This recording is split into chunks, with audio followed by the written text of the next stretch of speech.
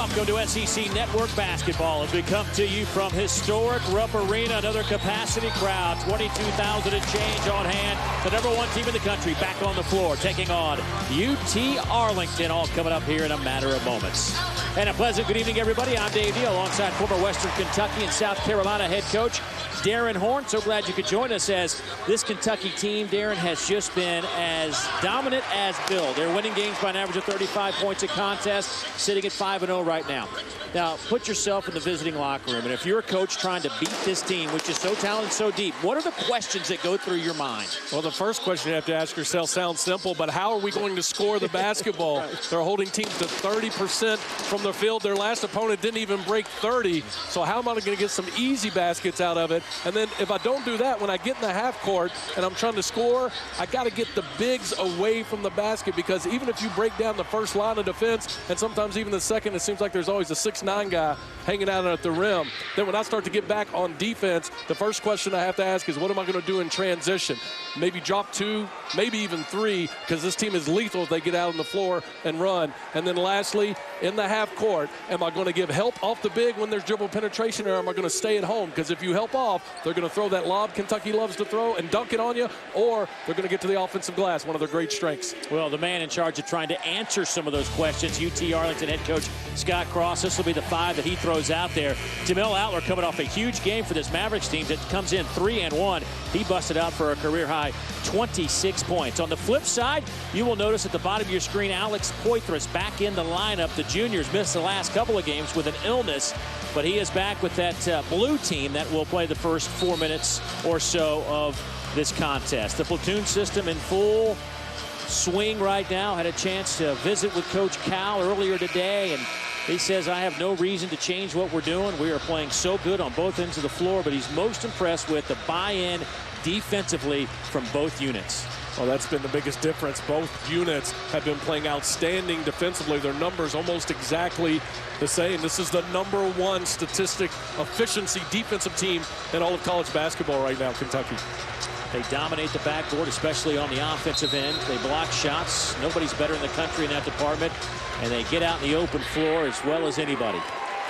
See how they handle this Mavericks team? A spunky bunch.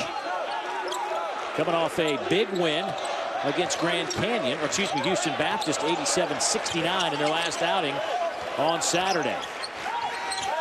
Arlington opening in a little bit of zone, trying to force Kentucky to shoot from the perimeter. They do, but there's Poitras elevating. But a foul underneath against the Mavs, and that will go against Drew Charles, the sophomore guard. And you hear so much about Kentucky's size. One of the great challenges is, you saw Alex Poitras, he's the 3-man, a wing player, but he's 6'8", hard to keep off the glass. We will see a ton of zone defense, and I think Kentucky will see that most of the season. Poitras left it short. A rebound into the hands of Kevin Hervey. So far, Kentucky settling for 2 jump shots against that zone. They've got to get the ball to the middle of the floor and down on the baseline, and then shoot from the outside after it goes inside out.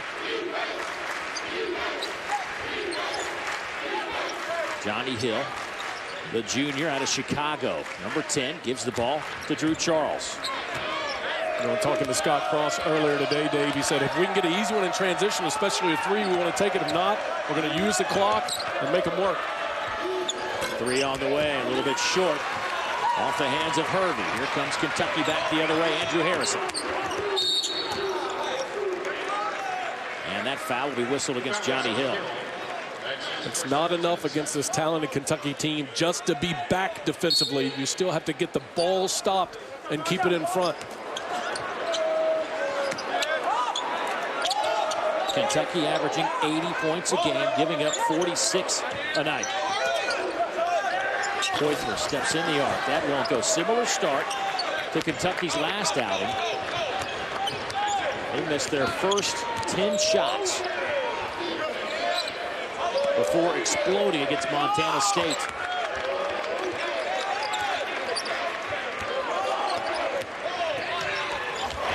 There's the length. Karl Anthony Towns, his 19th block of the year. The long arms of Poitras causing problems on the perimeter. Rebound, Willie Cauley-Stein.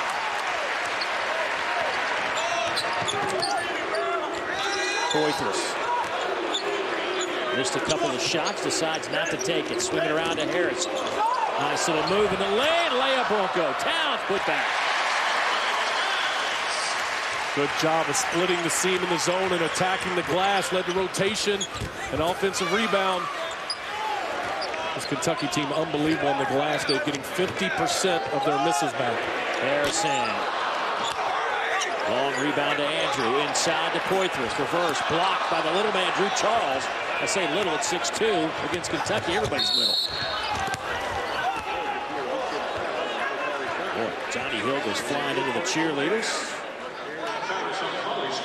Alex Poitras looking a little out of sync early on, Dave. And I think sometimes we forget when a young man's been injured or been sick. Just because they're healthy enough to play again doesn't mean they're ready to play in terms of being back to form. That's going to take a few days for them to get his strength and rhythm back. Well, Trey Lyles checks in for Mr. Poitras. Also, Drew Charles heading to the bench. Jalen Wilson, the freshman, checks in for the Mavericks. Boy, nice catch and shoot from Hervey. If you're going to beat Kentucky, you have to make some perimeter jump shots. This Texas Arlington team shoots over 40% as a group from beyond the arc. They'll need to make some more early to keep this thing close.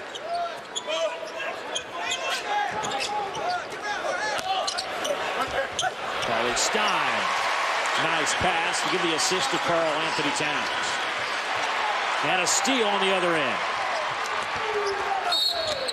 Count it. Free throw on the way.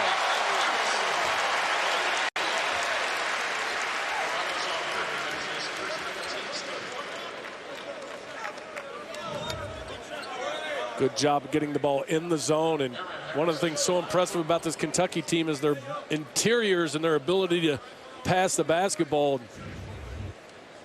It's one of the things that makes them so dangerous, their ability to get easy baskets. Checking in for UTA is number 4, Charles. He replaces Wilson. Charles back on the floor now for the Mavericks as Aaron Harrison toes the line, a 68% foul shooter this year. Started to find a little bit of offense. 19 against Boston U, and then 14 against Montana State. There are no easy shots against the end of that full court pressure from Kentucky. Always a shot blocker at the back. If you're going to take him on, you better get to his body physically.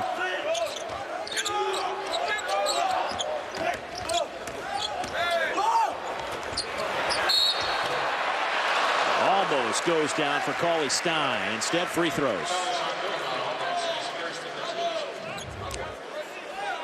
Kentucky a much better job. You see a little hesitation, but a much better job the last few trips, Dave, of getting the ball in the paint off post feeds and dribble penetration against the zone.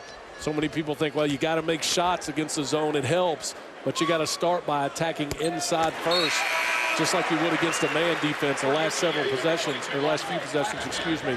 Nice job by Kentucky. Cauley-Stein, just a 50% foul shooter coming into this game, is 4 of 8 at the line. He's got a solid shot at the strike, but just not falling for the big fellas. Let me ask you this, Darren. I mean, so many teams have an identity, and when they face a team like Kentucky, do you think sometimes you're too quick to get away from what you do? I don't think there's any question, and you can be really good at what you do and it not be what's going to help you beat Kentucky. And so game plan wise, sometimes you come into a game and you change too much in order to give yourself a chance. Well, Kentucky at our first media timeout, up 5. 8-3 our score. Back to Rupp right after this. Good look at Rupp Arena. Gorgeous night here in the Bluegrass. The Big Blue Nation.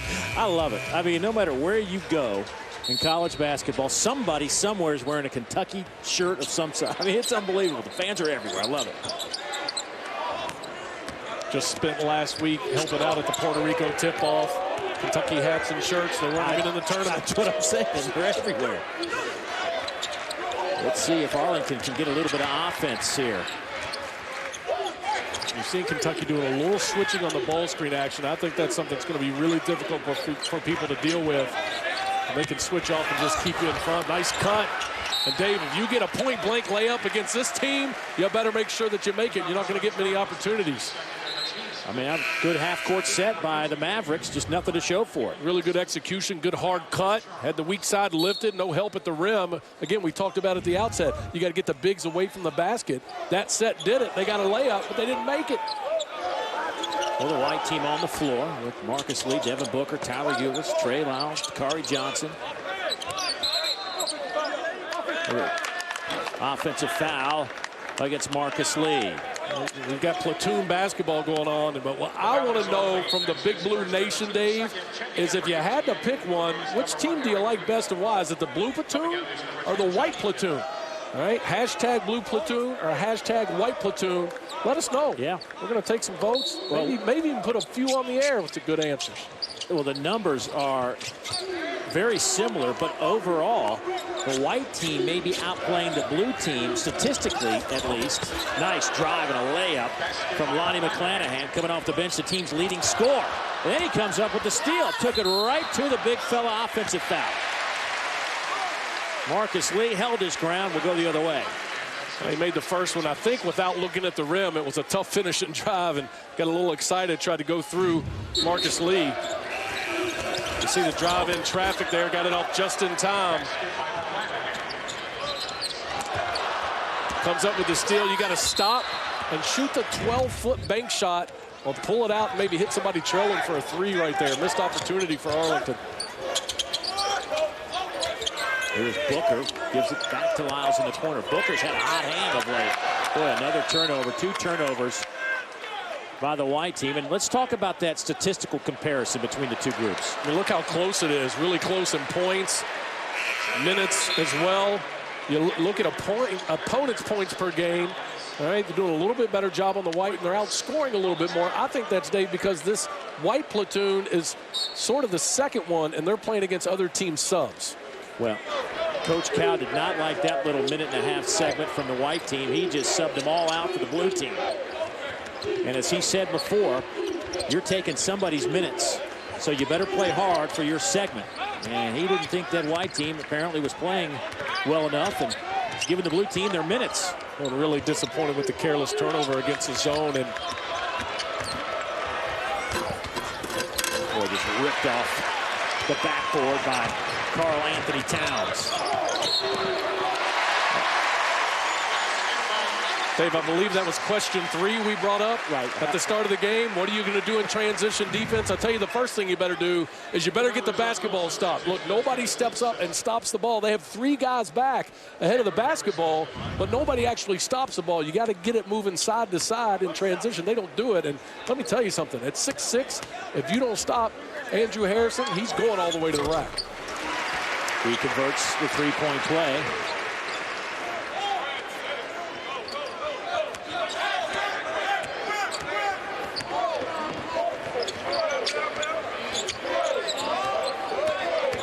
Arlington 2 of 11 from the floor.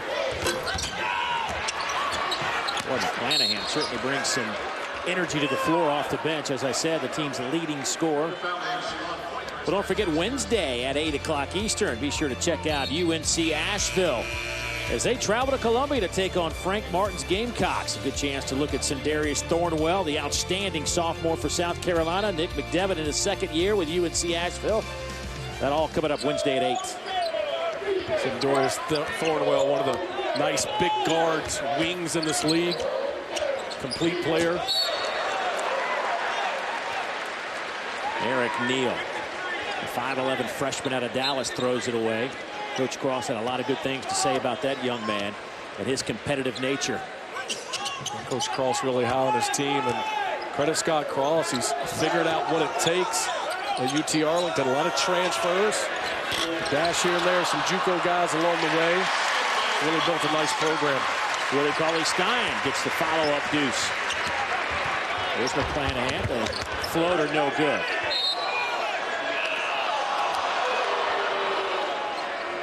One of the things you have to do against Kentucky, if you do offensive rebound the basketball, is quick passing. You see McClanahan on the drive, the little floaters, just a nice little nudge by Poitras. Knocks Kevin Hervey out of bounds. If you offensive rebound, you've got a quick pass against it, try to get a quick open look.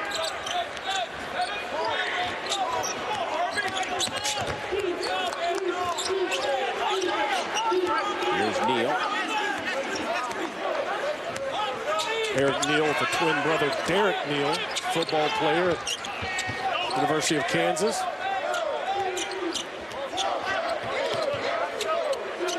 Drew Charles, guarded by Lyles. It's a 6'9" guy. Yeah, guarding the 6'2" guy. And boy, gets bailed out by a Kentucky foul. And Charles didn't draw that foul because he meant to. He drew it because he got sped up because of Trey Lyles' pressure, and he got bailed out a little bit. But again, we talked earlier, that's one of the things that's so impressive about this team defensively, even with their bigs, like Trey Lyles, who's actually at the 3 right now. They're able to switch a lot of screening action. I think it's a huge advantage for their team defensively. Charles at the line. Now 10 out of 11 on the year. Coming off 12 points, 3 rebounds against Houston Baptist. Young man is a sophomore, but didn't redshirt. Played as a freshman. Actually started some games, but redshirted last year.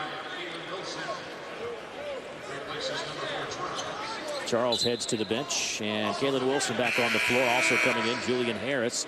He will replace Kevin Hervey. Dead ball situation after a free throw. UT Arlington is in a 3/4 court back zone. They need to be aware of a special play against the zoner here.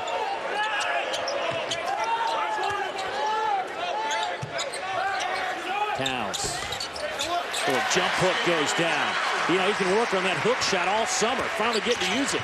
Good execution on the set play versus zone. Little rub screen from one big to the next. Towns curls into the middle. It's a nice jump hook. The lob swatted out of there. Little run out. Willie Cauley-Stein. Finger roll. That is just impressive to see a 7-footer getting up and down the floor like that. This is the kind of play that has the NBA scouts so excited. As you said, Dave, 7 foot, not only running the floor like that, but how about the catch, the gather, and the finish with a little pressure, takes the hit. A lot for a big man to do all at once. Willie Cauley-Stein athletically does it as well as anybody his size in college basketball. Willie Cauley-Stein, 8 points.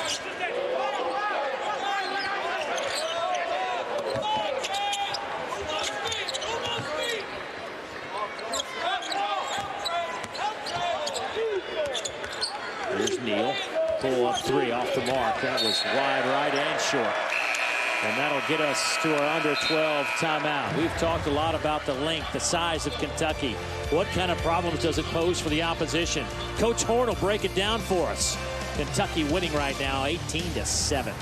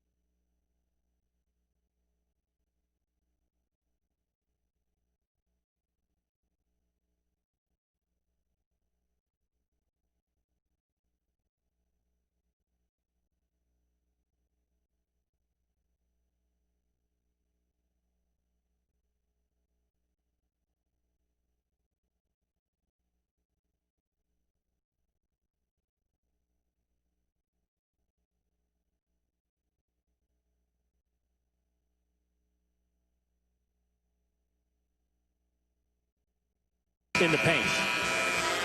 I mean, that is a staggering number when you start to think about how many layups and dunks these guys are getting. That's unbelievable. And you see that 49 blocks highlighted there, right at 10 per game. They're creating so much offense off of their defense, and tonight they're at it again. 12 of 18 points in the paint.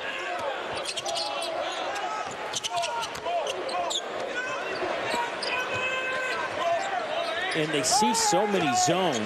Booker out of the corner, got it. As Coach Cal kind of mixing up the blue and white, he inserts Booker to play with this group now. The Harrison boys, Willie Cauley-Stein. Karl Anthony Towns on the floor for the Wildcats. Dave Booker picking up where he left off the last 2 games. He's made 3 threes in each of the last 2 games. Another block. Towns just getting after it in the paint.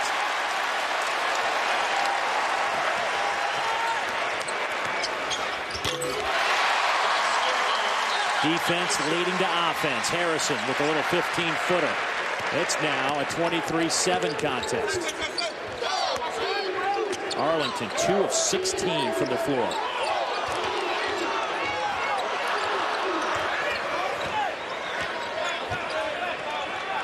Arlington showing good patience, but most of their passes are just along the perimeter. Got to get something penetrating to put a little bit of pressure on this Kentucky defense. Not the kind of shot that's going to do it there. Aller misfires. Let's go back to that Kentucky defense. Well, we just talked about what the length does. It blocks shots and often leads to offense. And right on cue, you see the other end, the throw ahead, brother to brother, the pull up, the finish. Kentucky has blocked shots on 18% of the opponent's shots. Cats now on a 10-0 run. Foul on the inside. That will go against Jorge Bilbao, who's out of Bilbao, Spain. So it gives you an idea. I think his family might have some property in Bilbao, Spain. Yeah, is that a little bit like Cole, Wisconsin, maybe? You're right, exactly. I think there's some similarities there. Karl Anthony Towns going to the line because of an aggressive post-up on offense. Dave, really impressed with his aggressiveness tonight. I think his focus on coming out and playing with great energy and aggressiveness around the basket is leading to some good numbers as well.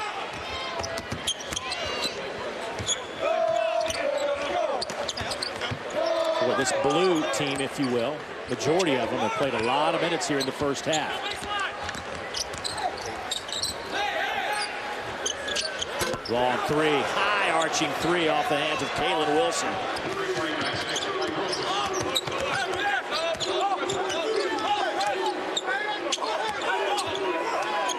Booker gets it inside. Willie Cauley-Stein couldn't tell if he tried to purposely dump it down to Karl Anthony Towns. We'll give him credit for the assist. And Karl Anthony Towns picking up yet another offensive rebound and putback. We talked about how do you score against this Kentucky team. One way is to shoot it really high over top of the outstretched Kentucky defender and hope that it falls. That one did for Texas Arlington.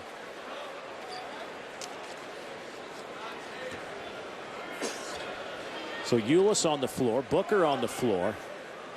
You get Dakari Johnson, Alex Poythress, and Trey Lyles. This is the white team plus Alex Poythress.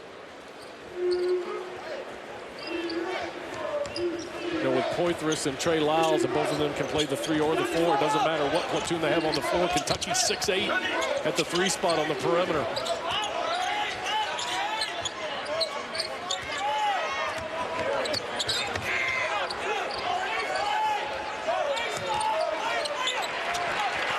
There's a steal. On the run out. Poythress to Booker. Now Ulis. Top of the key 3. Too strong. I don't think you could believe how open he was on that one. A little bit hard on it. Poythress working against Bilbao. Get the shot block, and here comes Ulis.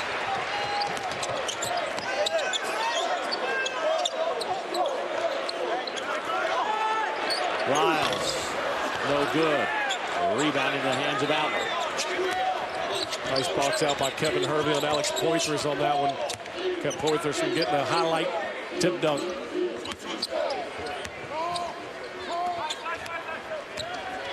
Lonnie McClanahan. Long, another high arching 3. That one short from Outler.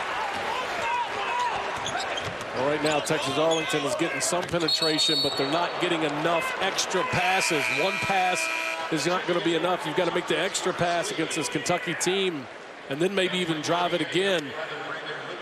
Otherwise, you're trying to score against a set Kentucky defense, and that's really difficult because the blue platoon and the white platoon are equally big, Dave, and we want to know which platoon do you like and why? Hit us up on Twitter, hashtag blue platoon, hashtag white platoon, and let us know. We're going to put a couple of them up later on in the show. Well, now we have the full complement of the white platoon on the floor as Marcus Lee checks in.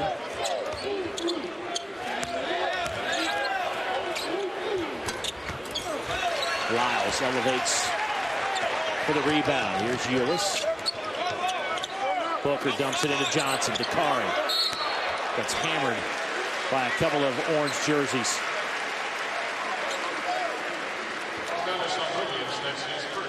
7:39 to go here in the opening half. UT Arlington 3 of 21 from the field. They trail by 15. Back in a moment. Played 200 and roughly 12 minutes of basketball this year. They have only trailed for 15 minutes of that 212. They lead it by 15 against UT Arlington out of the Sun Belt Conference. Pretty obvious where they are located. A school that is coached by Scott Cross, who actually played ball at Arlington, graduated back in 1998, now in his 9th year. I'll tell you what, that Sun Belt's a pretty good league. They went last year 9-9 in the Sun Belt, 15-17, but they actually went to the NCAA tournament back in 2008.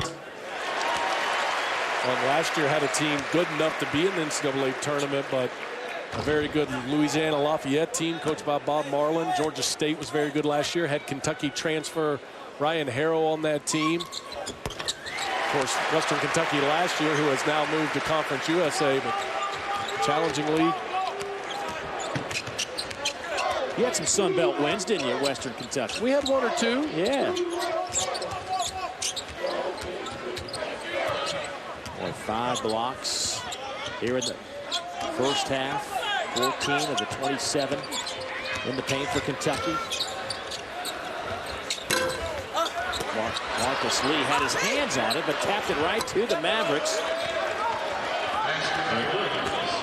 UT Arlington working the glass. A rare offensive putback. Did a nice job of gathering himself and going into the defense first, created a little space, was able to get the finish. Good extra pass by Booker. Booker lines it up, off the mark. And a foul against the Mavericks underneath. Texas Arlington picking up an easy one of their own. They attack the basket. Nice kick out in 3. We're going to see on the weak side, the offensive rebound does a good job of gathering himself, showing the ball, getting the defense off their feet. Good finish by Brandon Williams on the interior, the sophomore.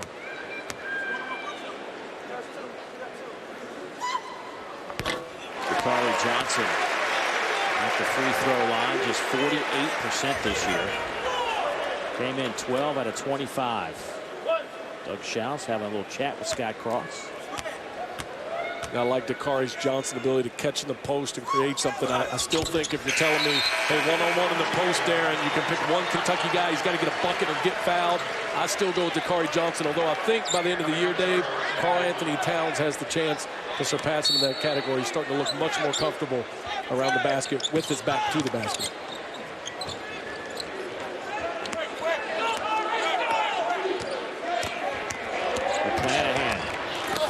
The blue sea parts and then closes in a hurry. It'll belong to Kentucky.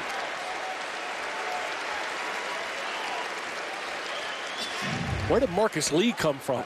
He's not even in the picture. Look at this. On the dead look, he's not in the picture. And then he comes in at the end, takes off from about the old hash mark, the SEC logo in the lane now. Maybe that's why they have so many blocks. Block number 6 for the Cats. Nice pass, Booker, and a hard foul on Johnson, and back to the free throw line he will go. The 7-footer out of Brooklyn. I like Brandon Williams' aggressiveness coming over. The problem is you got to be there sooner when you're in help. He was a step late. Johnson at the line for 2.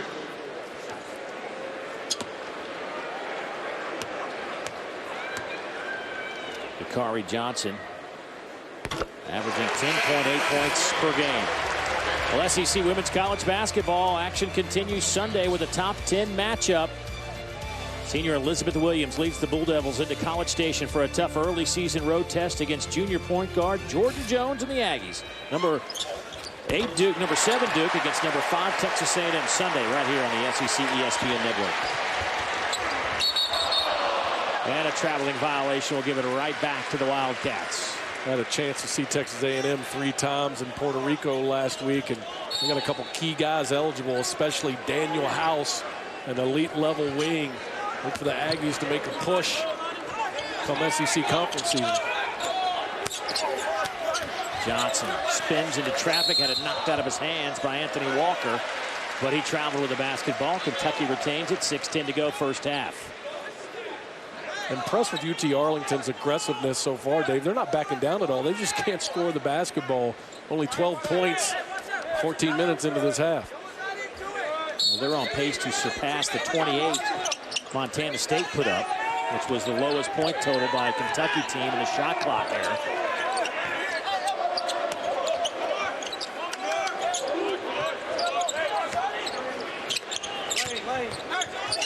Ulis. Lyles. That's solid. Lyles now with 4 points. You know, Dave, if you're Texas Arlington and you're packing your zone in inside the three-point line, then you can't let a guy do this and dribble all the way to the paint. Nice kick out and a good job by Trey Lyles of getting to the open spot. Against zone, it's so important to get in the gaps and make yourself available. He did it. Ulis found him. Kentucky scores.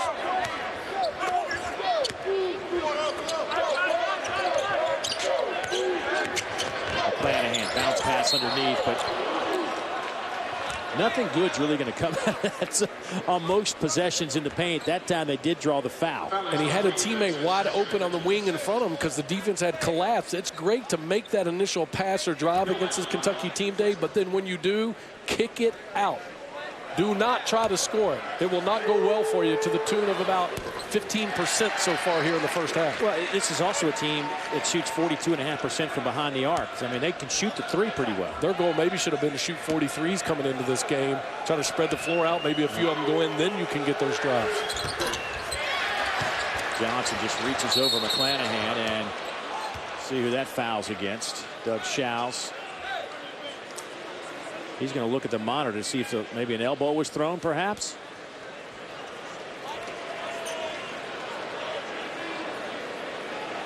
Well, let's see if there was some contact above the shoulders.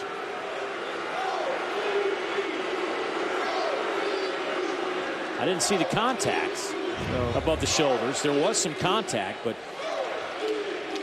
it looked like McClanahan was falling back, and I can assure you this, Dave, had Dakari Johnson connected with McClanahan solidly, he wouldn't have just bobbed his head back. He'd be on the floor out cold right now. If anything, it caught him right in the Mavericks on that jersey.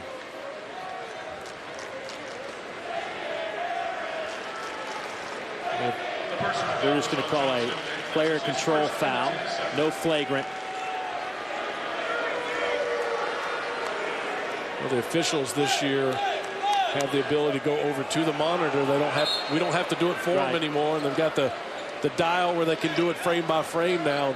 Outstanding officiating crew, veteran crew here tonight.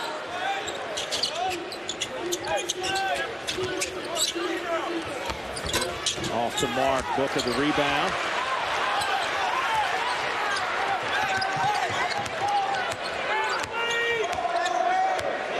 Games like this are good practice for Kentucky in terms of attacking zone. We're going to see a lot of zone this year. They've shown good patience so far, and Devin Booker's starting to get his legs under him, huh, Dave? Yeah, you know, talking to Coach Cal today, I was asking him about the last couple of games. Booker seems to have found his range from behind the arc, and I said, is there anything you're doing with him? And his response was no. I think the first few games he didn't understand how hard he worked on defense, and his legs weren't there for his shot. Well, there's no question that happens to young players, and it's not really a strength issue or conditioning issue. It's more of a rhythm issue. They're just not used to playing that hard. on both ends. I had the same conversation with Doug Collins last year when I was doing a Northwestern game with his son, Chris Collins. When they're not used to it, it throws him off, and he looks like he's getting used to it, starting to shoot the ball well. 8 threes in his last 2.5 games. Irby misfire. McClanahan tried to underhand toss it to Wilson. That didn't work well. Back from the Cats.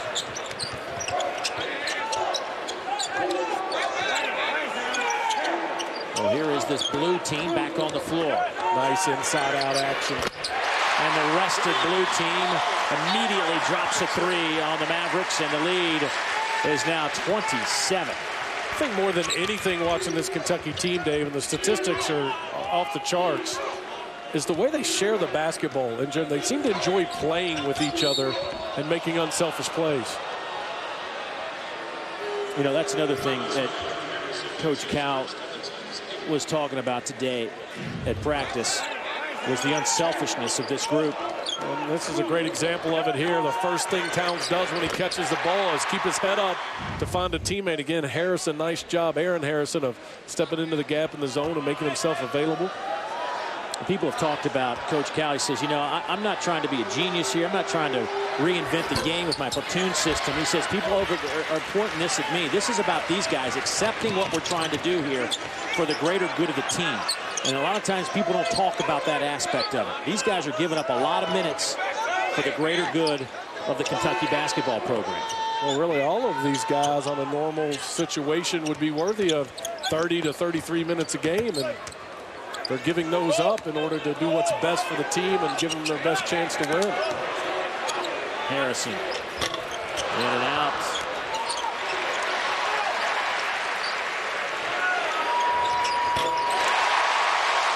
So Andrew misses, but Aaron knocks it home, and he had been struggling with his shot. Well, we know he's a big shot maker, as he showed down the stretch of the NCAA tournament. How about Carl Towns just finding people from the interior? Such an advantage when you have a big that can pass the basketball like he does. Stein takes it off the rim. Off to Andrew Harrison.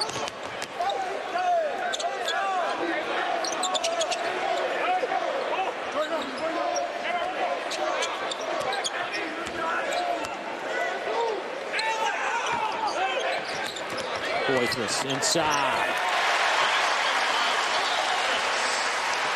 John Calaberry's got to be very pleased with the patience this Kentucky team is showing against the zone. Good ball reversal, good unselfishness. Third steal by Kentucky. Oh my goodness! Are you serious? High off the backboard, count it for Carl Anthony Towns. The catch may have been as impressive as the finish, but the freshman's got to go in tonight with the sweet kiss. And his Wildcats up big.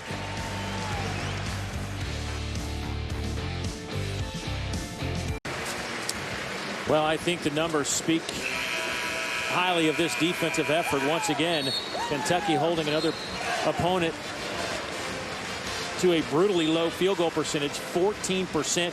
But Carl Anthony Towns has come to play tonight. Well, and the difference is great energy and aggressiveness from him early. And because of that, he's doing it in all facets of the game. He's defended, he's scored, he's passed. The little jump hook in the post. They're really in anything that he hasn't done, and it started with an aggressive mindset at the beginning of this game. Very impressive night so far for the freshman. Towns will leave after making the free throw. Towns 4 out of 4 from the field. 9 points, 8 rebounds. He has played 12 minutes. Under 2.5 to go before the break. Arlington shooting 14%. Kentucky on a 20-0 run. That's what you have to do. Drive the ball, kick it out, drive it again, maybe even another pass. Good look, just didn't go.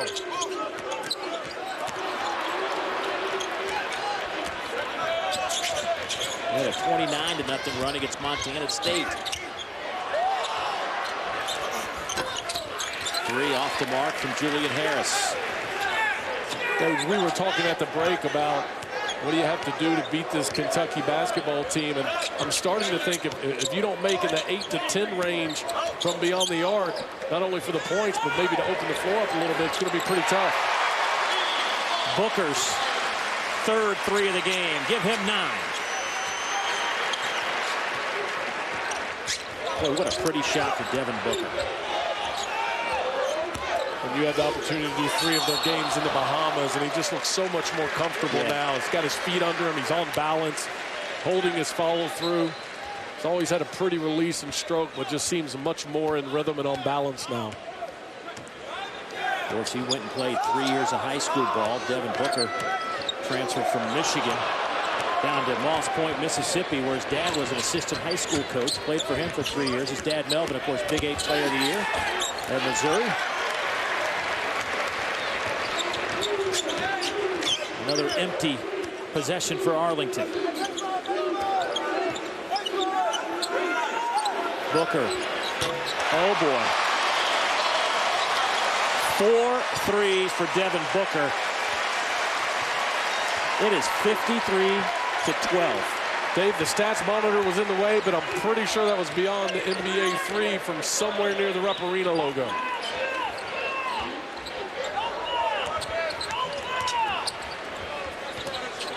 Well, the thing that's been more impressive about this one than some of the other early blowouts is, yes, they're continuing to play great defense. You see another transition dunk and point in the paint, but they've had to execute in the half court tonight against the zone quite a bit and have looked really good doing it. I think it took them a few minutes to kind of figure it all out, and they have found a comfort zone. This is incredible. Lyles the rebound, and that'll do it. What a half for Kentucky. They shoot 61%. They hold Arlington to 12% and 4 field goals. Well, they've executed well against zone defense and made shots, and no one's been better than this young freshman from deep, Devin Booker. Booker with a dozen.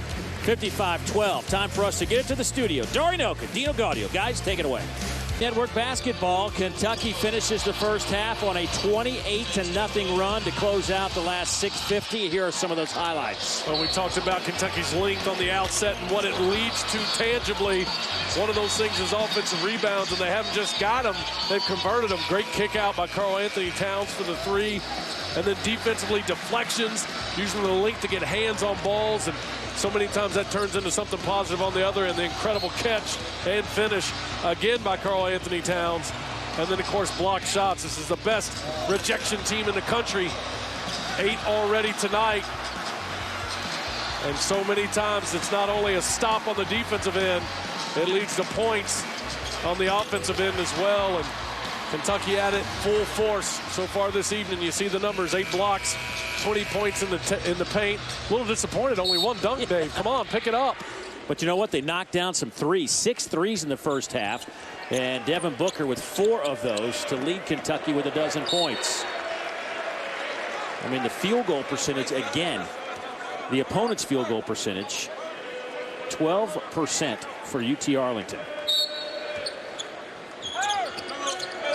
They are 2 out of 12 from behind the arc, 4 of 32 overall. Well, the thing they struggle with the most in the first half is not making the extra pass. But they just make a bad pass. And Booker throws it down. He has 14 now.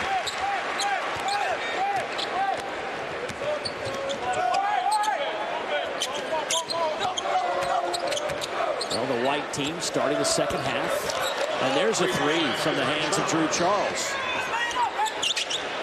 Drew, a 38% three-point shooter here in the early part of the season.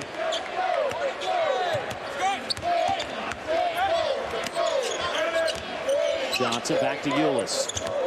Booker. Now Lyles just inside the arc. Tie up in the arrow favors Kentucky. Well, Kentucky continues to amass a ton of easy baskets, most notably defensively. Booker with the easy steal on that one, turns it in to a quick 2 on the other end, and that's one of the challenges facing this Kentucky team, is that they're going to pick up a bunch of easy baskets. Can you get some as well so you don't have to attack against their half-court set defense all night? Well, Lyles gets triple teamed underneath the basket, draws a foul, will step to the free throw line. A 92% foul shooter, outstanding numbers, 12 out of 13 on the year. We talked about Alex Poythress being maybe a touch out of sync coming off an illness. You know, Trey Lyles didn't even play in the Bahamas trip that you did, coming off a foot injury that goes all the way back to his senior year in high school.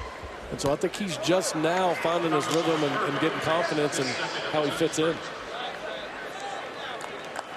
I mean, you know, he's 6'9.5" in this game, but he looks smaller compared to Dakari Johnson or Marcus Lee or Karl Anthony Towns. I mean, that's just how big this Kentucky team is. He's got a tremendous skill level and outstanding feel as well. That's why he's able to play out on the perimeter. But with his size, he can go on the inside as well at 6'9.5". The only guy that doesn't look big is Tyler Ulis. And he's at a spot where it doesn't matter, especially as quick as he is.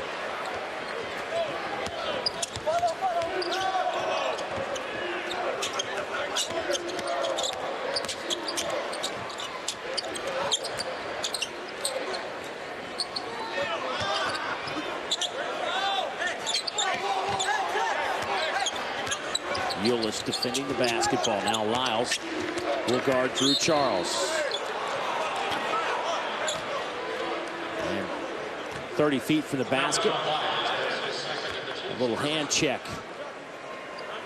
Still an emphasis on freedom of movement for the officials. You put an open hand on somebody that far away from the basket, they're going to call it. It's automatic.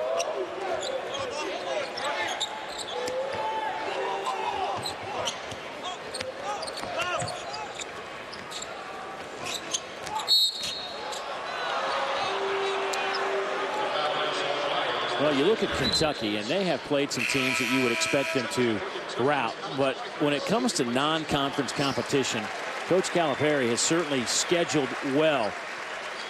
Already took down Kansas in one of the most dominating performances. Then Texas, North Carolina, UCLA, Louisville. That is a really tough non-conference slate. Well, all of them ranked in the top 25, 3 of them in the top 7. Going to be very challenging games. He's going out and testing this team with a tough non-conference schedule. Part of that is to prepare yourself for the tournament and tournament run, and part of that is to try to ensure that you get a #1 seed. I mean, Kentucky will play 4 preseason top 10 teams. There are 10 such matchups in the country this year, and Kentucky's got 4 of them. And that doesn't even count. Providence is coming in early next week. Ed Cooley's team, very well coached, going to come in and be aggressive, good guard play.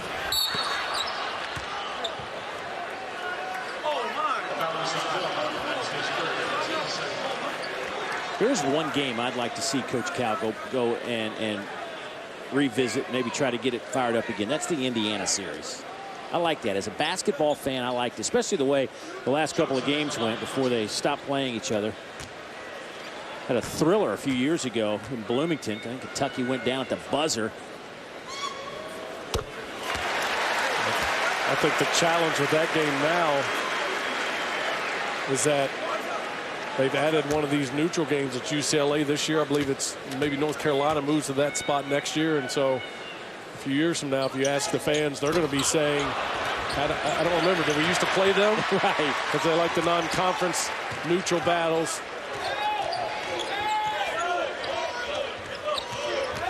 Ulis off to Lee.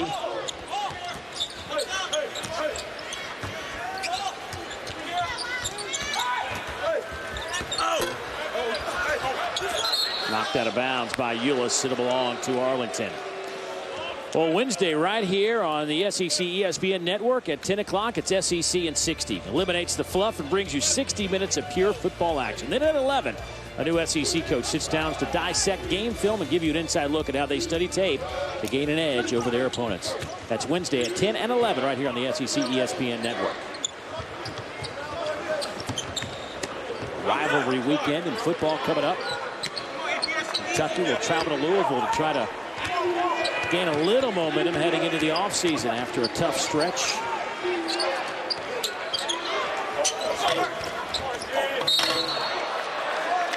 Offensive rebound, a rare offensive rebound, and free throws coming up for Arlington. Arlington got a little movement that time, so had the Kentucky defense spread out in rotation, able to sneak in for the offensive rebound. That's been one of the things that's been impressive about Kentucky's defense, not just their numbers as a whole, but that they're doing it without fouling. Checking in for Kentucky, Pauly Stein, Towns, Aaron Harrison, and Andrew Henderson. For Towns, Poitras, the Harrison twins, and Willie Cauley-Stein back on the floor now.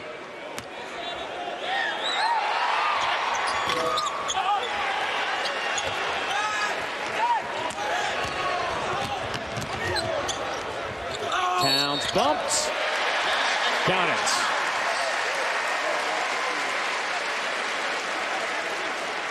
One of the things you usually have to guard against in this situation when you're up so big is guys starting to get their own, but it's just not happening. You see another nice dish at the end of the break by Andrew Harrison to Karl Anthony Towns. His team continuing to move the basketball well, make the extra pass, try to execute in the half court. I think that speaks as much about where this team can go as the talent level, the way they're playing the game, especially in blowout situations. There's 16 minutes left. That's 42, not 22, 42. There's a three from Jamel Outler. Both Heat's had a career high with 7 3-pointers in their last game against Houston Baptist, with 7 of 8 behind the arc. He had 26 points, had a total of 21 points in the prior 3 games. Poitras saves it. 15 on the shot clock. Over the top of the backboard, and a tie-up will give it to Arlington. Under 16 media timeout. Kentucky cruising along. In Alabama, coming up on ESPN on Saturday as rivalry week. Kentucky leading this UT Arlington club 60-21, and we asked you, what would you prefer, blue or the white platoon? Well, we got a ton of responses. Here are just a couple of them from Vinny. He said, if forced to choose, I'd take the blue platoon combo. Willie Cauley-Stein and Towns. Zachary says the white platoon playing smarter, kickstarts the team as a whole. I think tonight, Devin Booker's giving me a little bit of edge for that white team just because of the way he's played. Well, he is so dangerous when he gets his feet set now that he's comfortable shooting the basketball and in rhythm. He's got 3 games in a row now where he's made at least 3 threes. And any time that there's shots going down, I'm going to favor the team that's stroking it from beyond the arc. And a foul on Willie Cauley-Stein. That will send Outler to the free throw line for 3. But one of the things that's interesting to note about the responses, and we had close to 100, was that this is an educated fan base, very knowledgeable of the game, very well thought out. It wasn't a situation where they're just picking team colors. I like the blue color better. I mean, it was well thought out basketball stuff. And as we've heard Cal say many times, it's 2 units, but it's still one team.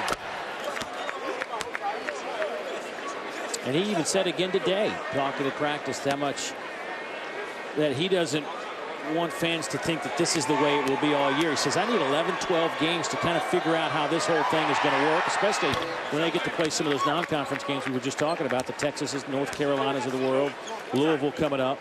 And I think when we get to the first of the year, we'll find out if he does truly stick with the platoon system, or does he start to make some more changes throughout the course of the game. Well, I think one of the important things, Dave, as he moves forward into conference play, as you talked about, is that if he needs to pick particular lineups for maybe a best zone lineup or a best late game finishing lineup, free throw shooting, whatever it might be, all of these players now have experience because he's used the platoon system in the non-conference, and I think that's going to be a huge advantage.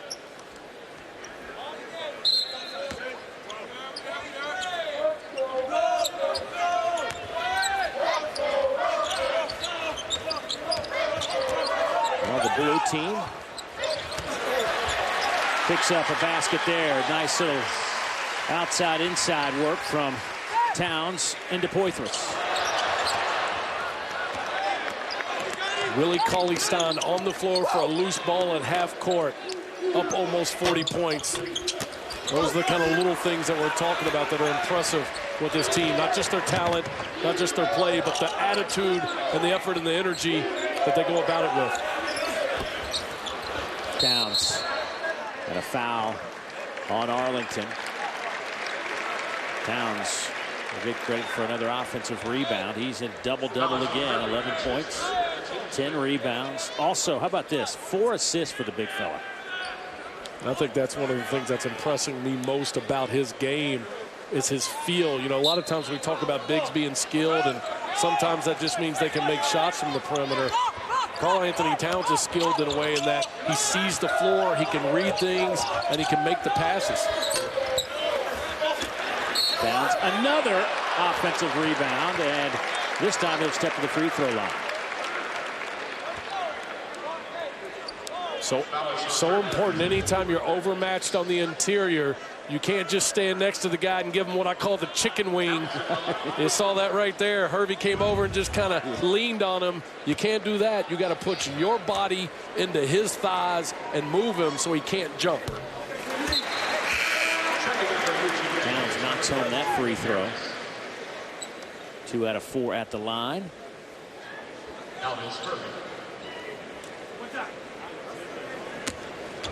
Well, I was talking to Jerry Tipton, longtime writer here in Lexington.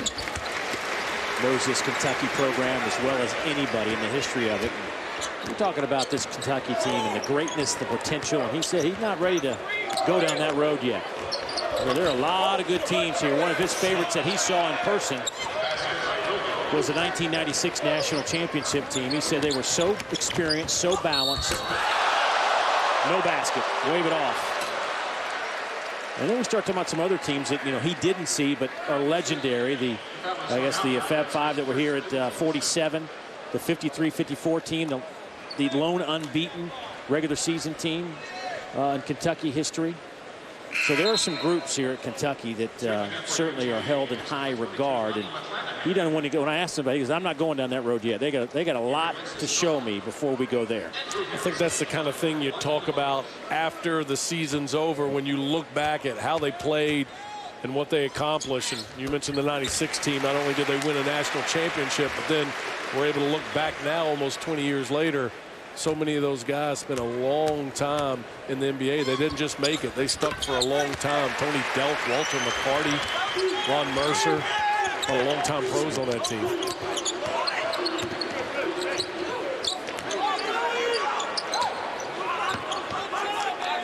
By the way, if you're just wondering, the last unbeaten team in Division I basketball was Indiana back in 75-76. That's how hard this is to run the table. You know what's interesting, Dave, is I live in Lexington, and last summer it was all about we're going 40-0, and then it didn't go so good early on.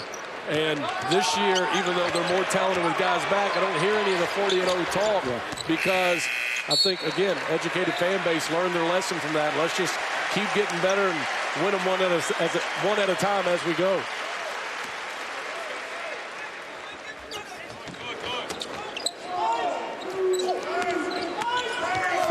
Times the preseason #1 team has gone on to win the national title. The last team to do it was North Carolina back in the 08-09 campaign.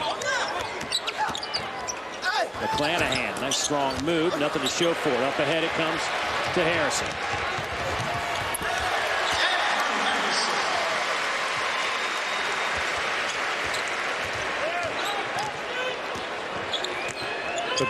The bench was laughing at Harrison. He didn't quite get up on that one.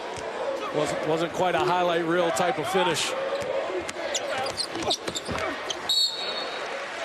And the turnover will give it back to Kentucky. Go back to the...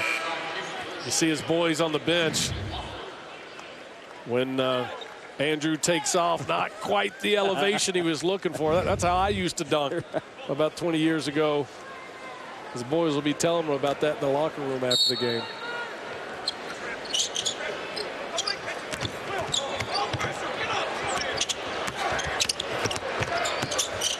Cauley-Stein brings it across the midcourt stripe.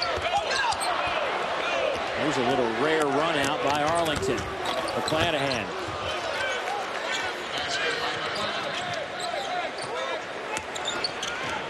Boythress. Oh, back-to-back mistakes, and now Arlington with another chance here, and that's all Cal needed to see as the white team gets up off the bench.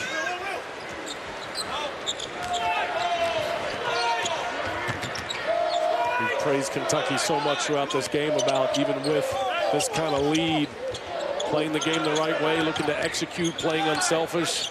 2 sloppy passes was more than enough for Cal to say that's not what we're doing, fellas. And here comes the white platoon.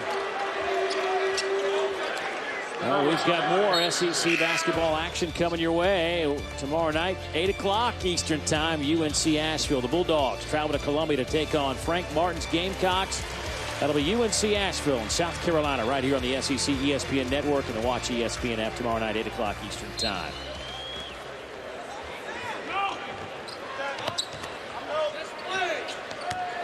Arlington shooting 21% from the field. They are 9 out of 43.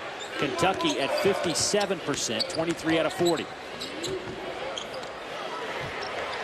There's Lee with the rebound. Kentucky out-rebounding Arlington, 36-21.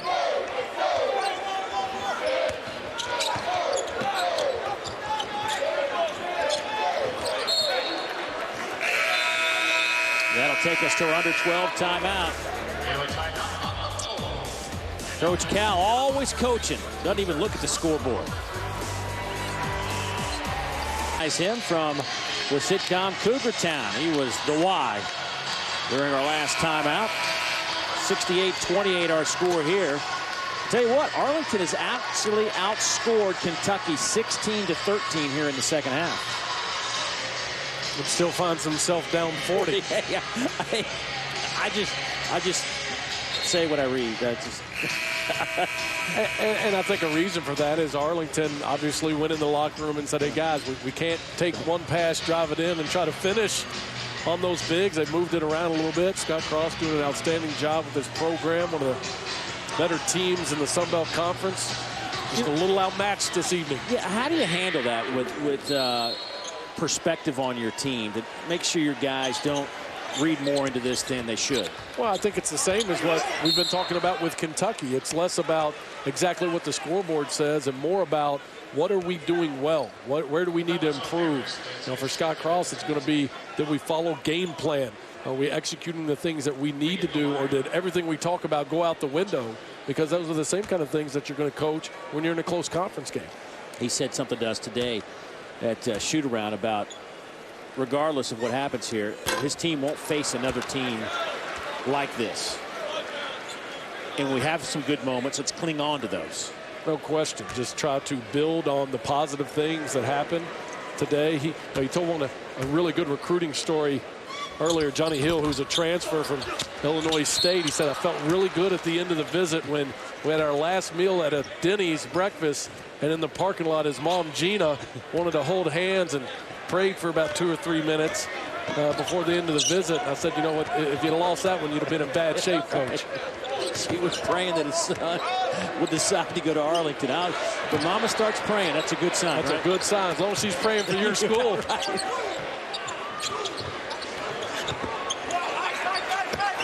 High screen. Eric Neal. Now it's off to Wilson. That won't go. And loose basketball on the trash put in by Julian Harris. Good job of spreading the floor by Texas Arlington on that one and attacking after multiple reversals. Can't attack off the first side against this Kentucky team. It's got to be multiple drives.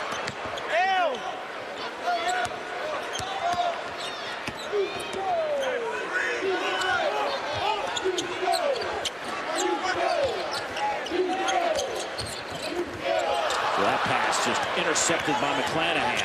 He could fly down the floor. Goaltending.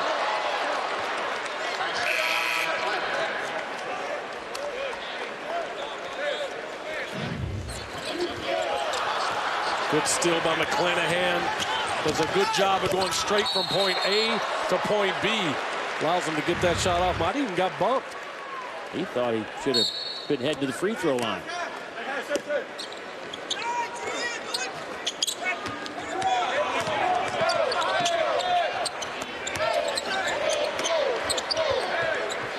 There's one area tonight that Kentucky's had a tough time handling. That's turnovers. They have coughed it up 14 times today. They came in averaging 10 a game.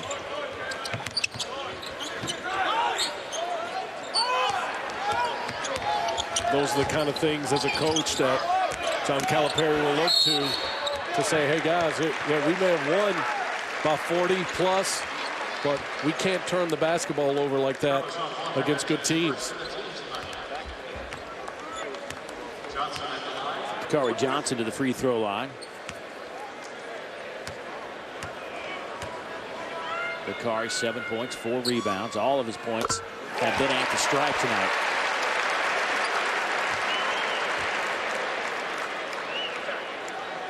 Double-double for Karl Anthony Towns. 3 Wildcats in double figures, led by Devin Booker's 14 on 4 3-pointers. The next big test for Kentucky is going to be Texas coming in December 5th as part of the Big 12 SEC Challenge. Texas, a big physical team. It's going to look to bang Kentucky, has the size and length to hang with them both around the basket and in that 3 spot, have the ability to move Holmes out on the perimeter. Got big Cam Ridley on the inside, and Miles Turner, actually the highest rated recruit in that game. As good as Kentucky's overall class is, will be Miles Turner, who was number 2 last year on ESPN's Top 100. Yeah. Count the basket.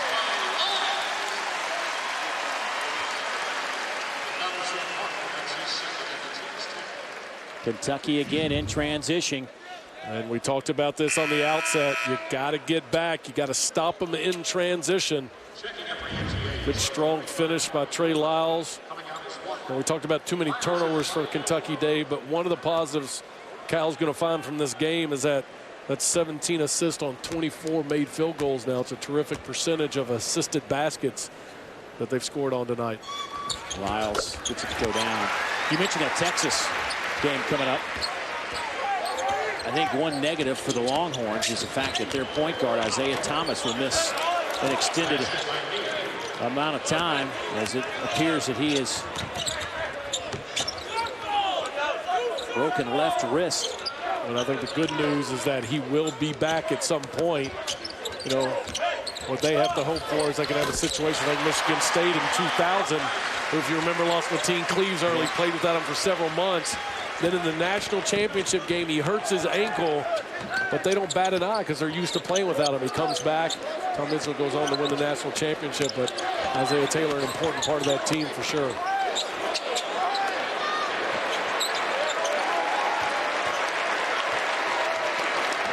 Here's Neal.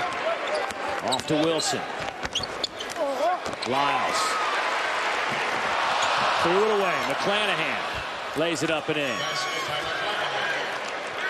Lateral cross-court passes at any time, but especially against pressure. Always have a chance to get intercepted. That one did, and Arlington gets another easy basket. Booker. Give him 5 threes.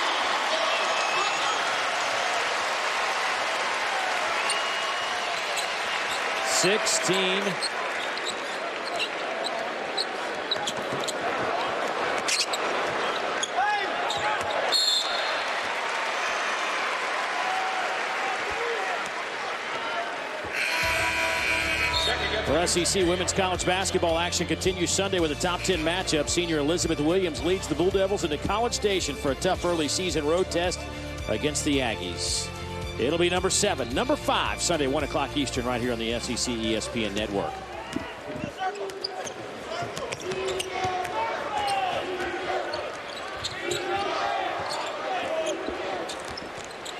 Booker with 19. Harrison with 11. Towns with 13. And a hold against Arlington. That'll go against McClanahan. 78-36 our tally here in Rupp. Kentucky freshman Devin Booker getting his legs under him and finding his shooting eye in the last several games.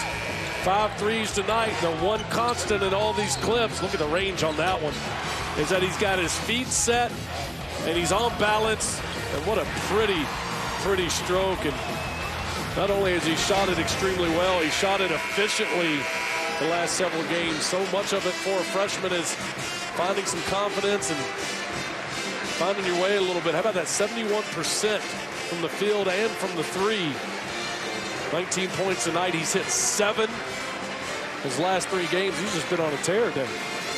It is crazy shooting. You mentioned the one constant was his feet set. I think the other constant was they all buried in the bottom of the net. They weren't even rattling the iron. I've always liked him since watching him this summer at practice on the Bahamas trip. I felt like he had a great stroke, but just was a little off balance and out of kilter. A lot of guys that shoot the ball well have to adjust to the speed of the game at this level. What I call the geography of the floor, too, figuring out how to get to the open spots and prepare yourself for the shot. You know, it doesn't matter if you're open, Dave. It matters if you're ready. And Devin Booker's learning to get ready, and he's draining threes because of it. By the way, Derek Willis, Dominic Hawkins getting some work for Kentucky. That guy's got to be a problem in the Sun Belt, right? McClanahan? He is off the bench, a senior, leads the team in scoring, 12.5 a game. McClanahan, 10 points tonight, 5 out of 10 from the floor. Quick in transition. He's got the little floater in his game we just saw.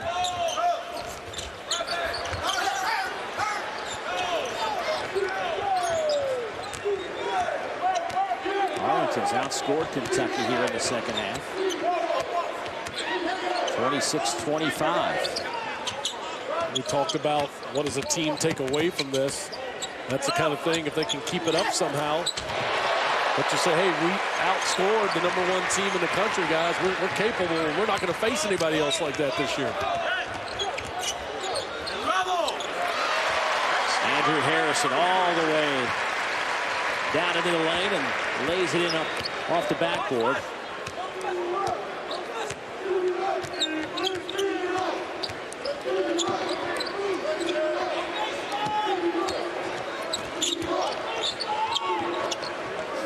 Arlington shooting 27%. Kentucky at 60%. 9 block shots, 6 steals for the Cats. Out 3 off the mark. Batted out to McClanahan.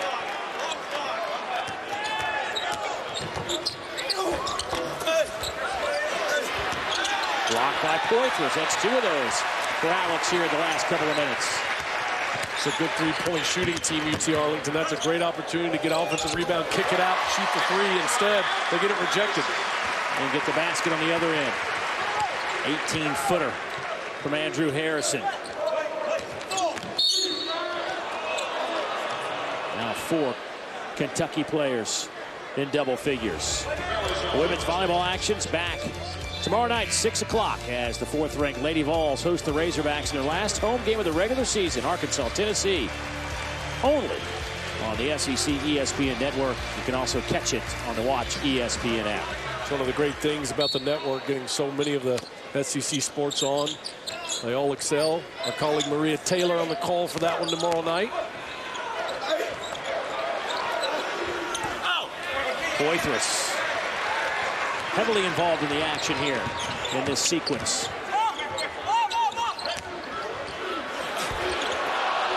We'll try it again. Johnson now. He's fouled. Boy, Poitras, 2 opportunities at the iron. Just won't go. A little frustrated Alex Poitras is not being able to finish tonight, but he's a little out of sync. Was under the weather the last several days.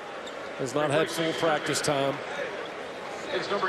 2 out of 7, 4 points, 6 rebounds for Poitras. And Coach Cal having a little chat with him on the bench. Actually having a little laugh with Alex.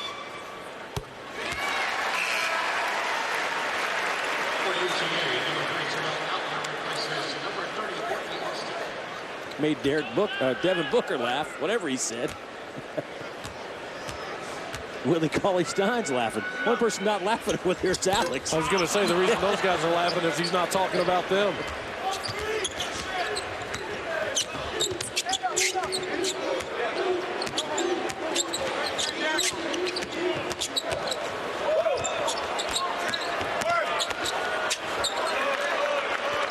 Bilbao.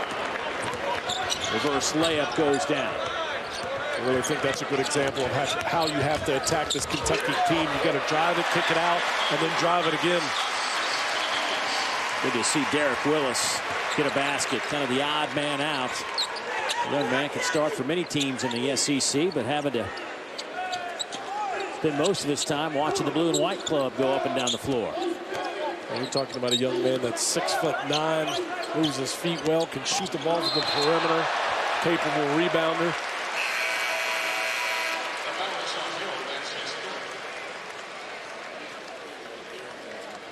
For Kentucky, point this replaces 3 Lyles. And for UTA, number 30, Courtney Austin replaces number 4, Drew Charles.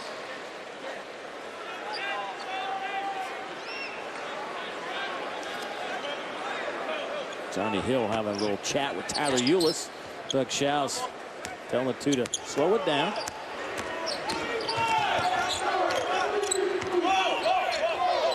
Both of those young men from Chicago area. Johnson. Poitras back on the floor, gets the offensive rebound. Will reset. And Johnson with an offensive foul trying to post up underneath, and that'll get us to our under 4 timeout. 47-point advantage for the Kentucky Wildcats. Time to take a look at today's Good Hands Play of the Day, brought to you by Allstate. Well, this doesn't have to be an offensive play or a lob. Right now, it's just a lot of different hands making good plays on the defensive end for Kentucky. And that's the thing that's so impressive about their ability to block shots. Just in that little package right there, you see numerous guys sending the basketball the other way. 10 blocks tonight for Kentucky, 0 for UT Arlington, and we've been talking about it all game. One of the keys to that, you're not only stopping baskets, so many times for Kentucky it leads to a basket for them in transition on the offensive end by starting their break. Right at their season average of 10 blocks. This game was put away in the first half, the end of the first half, and the Cats went on a 28-0 run to close out the first 20 minutes. It covered almost a 7-minute span. Boy, a big screen there that Hawkins ran right into, and it pays off for the Mavericks. A nice assist by UT Arlington, but this is an encouraging stat for Kentucky. 29 made field goals, 19 of them assisted. Really looked to share the basketball, and I think for the most part, considering the large margin here tonight, Dave, really looked to execute and play the game the right way. You know, this Arlington team, I know they're getting throttled here, but this is a much better team, I think, than Montana State was. It came in here a couple of days ago and got throttled. And I think you see it here in the second half. Scott Cross has a pretty good team that's going to be a factor in the Sun Belt for sure. So I think when you look around, there's 16 turnovers by Kentucky. I mean, there are some things Arlington can take out of here and build upon, especially the second half performance where they played pretty much toe-to-toe with Kentucky. And as a coach, I've been in both of these situations before over the years, and that's what you're always trying to do coming out of it. You want to find the positives that you can build on. Arlington, as you mentioned, has got several they can take with them, especially with the performance they've had here in the second half, much improved over the first. And Kentucky can take some positives, but also find some things they need to work on without question. The goal is to always get better so that you are your best come March. There's no question that's what John Calipari is doing with this Kentucky team, because here it's national championship or bust. Arlington only down 3 in the second half. And the biggest reason is they've taken care of the basketball better, gotten better movement offensively, and have executed in the half court.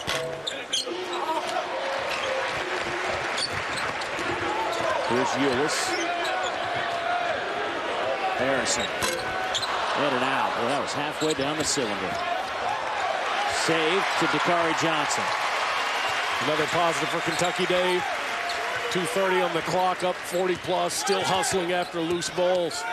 That's a good sign.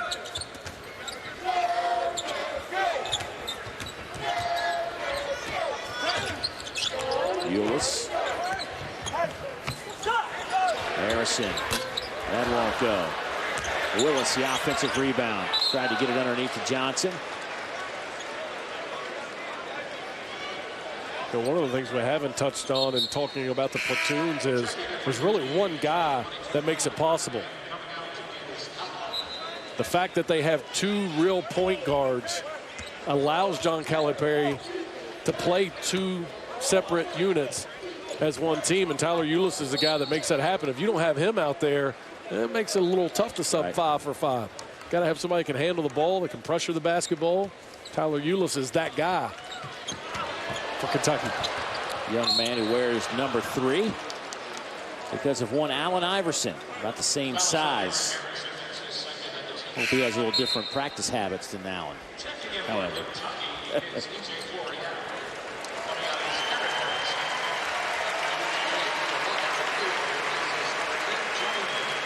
DJ Floreal checks in. Poitras will get Dakari Johnson.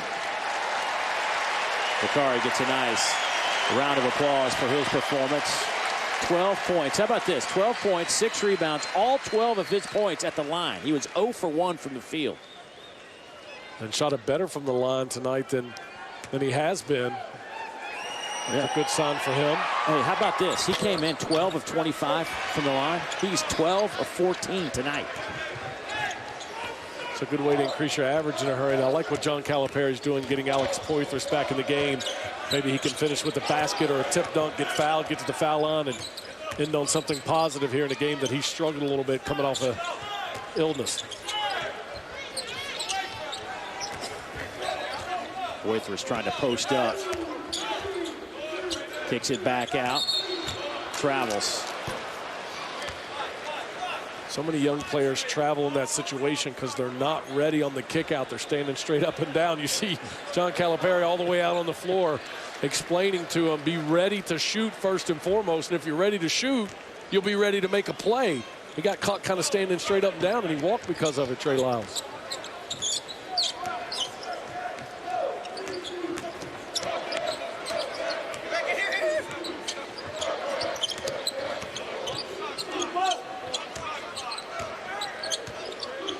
Been waiting for Eric Neal to come with one of his fancy dribbling moves. He and his brother have a video on YouTube, Ball is Life video with some nasty ball handling. McClanahan. High arching shot.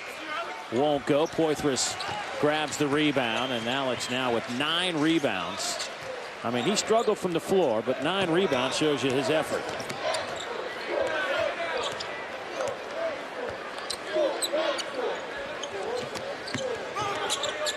This Kentucky team, again, another opponent under 40%. This will be the 6th consecutive opponent to start the year that will shoot less than 40%. And one of the things that's been impressive about that, Dave, this has been like an NBA schedule over the last 10 or 11 days for Kentucky. And they get a short break with the holiday coming up, but Sunday a tough Providence team coming in here, well coached by Ed Cooley, one of the more entertaining guys in college basketball. But a lot to build on tonight. Lyles, don't step to the line. Got it at the shot clock sounds. It is a 50-point game.